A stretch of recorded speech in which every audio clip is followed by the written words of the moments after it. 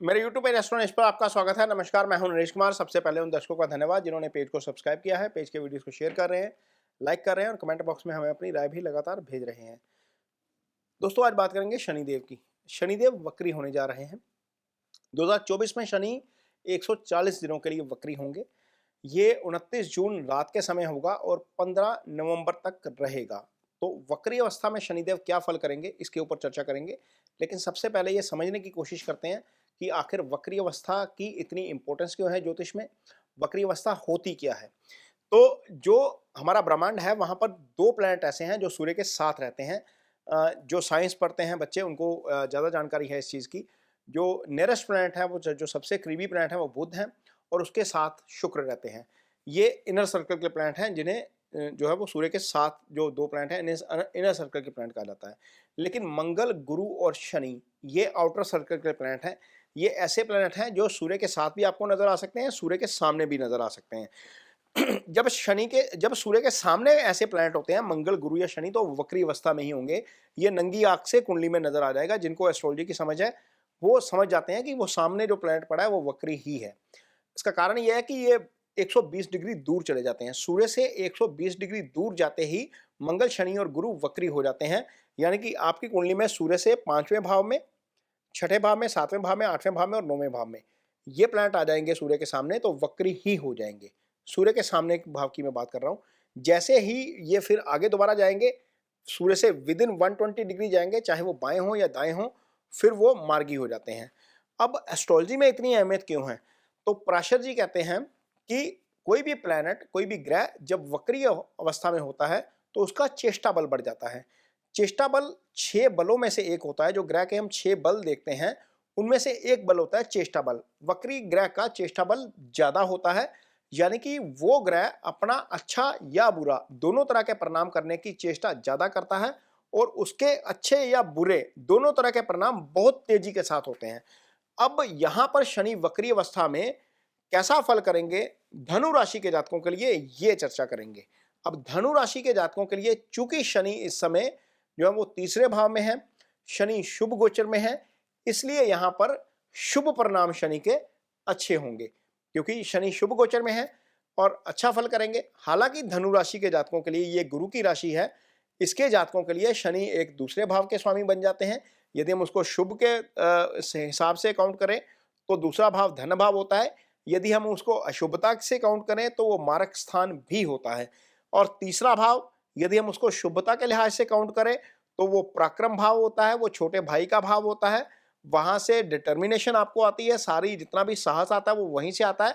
लेकिन यदि हम उसको नेगेटिव तरीके से उसको कैलकुलेट करते हैं तो ये भाव आपकी कुंडली में अष्टम भाव से अष्टम होता है। तो कई बार अष्टम से अष्टम का फल भी यहाँ पर शनि कर जाते हैं यदि वो खराब अवस्था में हो। खैर, यहाँ पर शनि अच्छी अवस्था में होंगे तो निश्चित तौर पर आपके लिए कौन सा फल करेंगे ये जानने की कोशिश करते हैं। तो सबसे पहले तो शनि उन दो राशियों के फल करेंगे जिनके वो स्वामी हैं।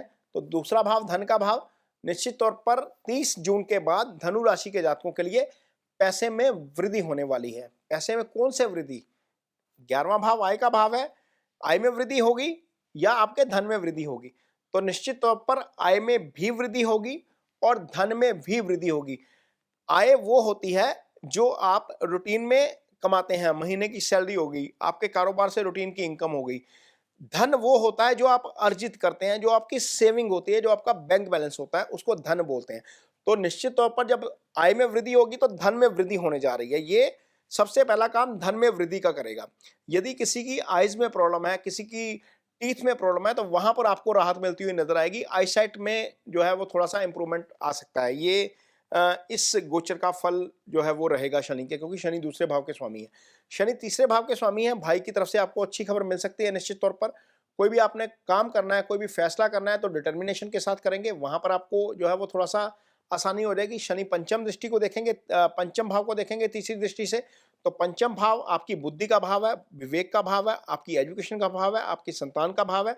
पंचम भाव से इजी गेन्स आते हैं, तो इस भाव के सिग्निफिकेंस आपको थोड़े से अच्छे मिलते हुए नजर आएंगे। संतान पक्ष से अच्छी खबर आ सकती है। यदि मार्केट में निवेश किया तो वहां पर आपको फायदा हो सकता है। यदि आप स्टूडेंट हैं हायर एजुकेशन के तो वहां पर आपको फायदा हो सकता है। तो निश्चित तौर पर ये सारी चीजें जो 5वें भाव से आती है, वहां पर भी आपको फायदा मिलता हुआ नजर आएगा। अब यहाँ पर शनि जब तीसरे बैठे हैं तो सीधे दृष्टि रहेगी भाग्यस्थान के ऊपर।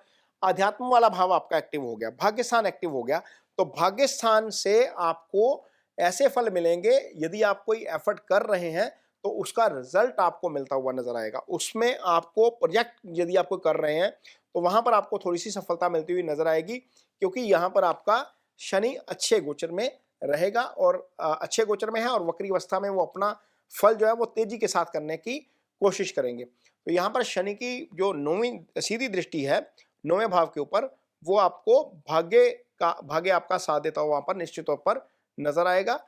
धार्मिक यात्रा भी आप कर सकते हैं, क्योंकि केतु और गुरु के साथ साथ शनि को भी अध्यात्म का प्लेनेट माना जाता है। वैराग्य देते हैं, रादर ये किसी और तरह का जो है वो अध्यात्म देते हैं।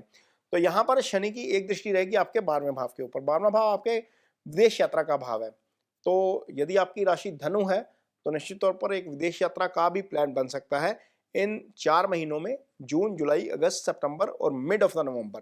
15 नवंबर से पहले पहले यात्रा भी हो सकती है, संतान भी आ सकती है, धन में वृद्धि भी हो सकती है, अध्यात्म की तरफ भी जा सकते हैं।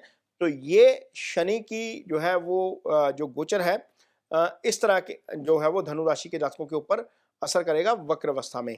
और यदि आपकी कुंडली में शनि की स्थिति खराब है तो आपको निश्चित तौर पर इसके उपाय भी करने चाहिए। अब कौन से उपाय कर सकते हैं? यदि तो शनि आपकी कुंडली में केंद्र, त्रिकोण या 11वें भाव, यानी कि पहले भाव, चौथे भाव, 7वें भाव, 10वें भाव, 5वें भाव, 9वें भाव, 4 भाव के 1, 4, 7, 10 केंद्र के भाव है, 5वां और 9वां त्रिकोण का भाव है और एक 11वां भाव जो वृद्धि का भाव है, जो एलिवेशन का भाव है। कालपुरुष की कुंडली में ये शनि का अपना भाव होता है। यदि शनि इन स्थानों पे है तो आपको शनि का नीलम धारण करना चाहिए। ये अफोर्डेबिलिटी के ऊपर है, आपके ऊपर डिपेंड करता है। यदि आप अफोर्ड करते हैं तो आप उसको जरूर धारण करिए, इसके अच्छे परिणाम आपको जरूर मिलेंगे। यदि आप ये अफोर्ड नहीं करते तो सिंपल सी रेमेडी है, ओम शं शनिश्चराय नमः का जप किया जा सकता है शनिवार शाम के समय ही दान किया जा सकता है शनि का। काली उड़द की दाल दान की जा सकती है, इसके साथ साथ लोहा दान किया जा सकता है। लेकिन ध्यान रखिए, जब भी कोई दान करना है या मंत्रास शुरू करने हैं उसका संकल्प जरूर लीजिए। संकल्प लेकर किए गए दान और मंत्रास या कोई भी रेमेडीज का असर ज्यादा होता है। एक अन्य उपाय है जो बिहेवियर से जुड़ा हुआ है आपके। यदि आप ऑफिस में सीनियर हैं या आपकी कोई फैक्ट्री है, कारोबार है जहाँ पर आपके अंडर स्टाफ करता है, तो जो निचला तबका होता है समाज का वो उसको शनि रिप्रेजेंट करते हैं। तो ऐसे लोगों के साथ रिस्पेक्टफुल बिहेवियर जो है वो शनि की रेमेडी के तौर पर गिना जाता है। तो निश्चित तौर पर यदि आपका बिहेवियर अच्छा रहता है इन ऐसे लोगों के प्रति तो भी आपको शनि का अच्छा परिणाम देखने को मिलता है। तो ये शनि के वक्र अवस्था में होने का फल है धनु राशि के जातकों के लिए। ये वीडियो आपको कैसा लगा इस पर कमेंट बॉक्स में अपनी राय जरूर दीजिए। यदि ये वीडियो अच्छा लगे तो उसे शेयर जरूर करिए, पेज को सब्सक्राइब जरूर करिए। इसके साथ ही मुझे दीजिए इजाजत। नमस्कार।